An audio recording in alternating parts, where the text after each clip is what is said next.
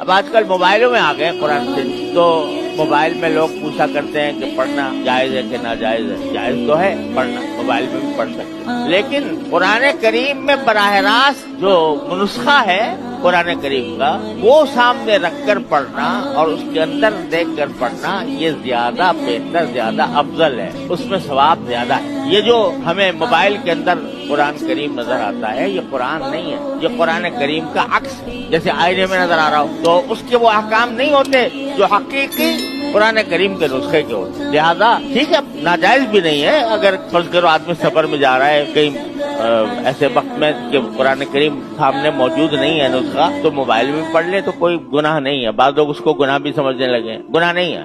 البتہ یہ ہے کہ قرآن کریم کے براہ راست نسخے میں پڑھنا زیادہ افضل ہے، اس میں زیادہ ثواب کی امید ہے۔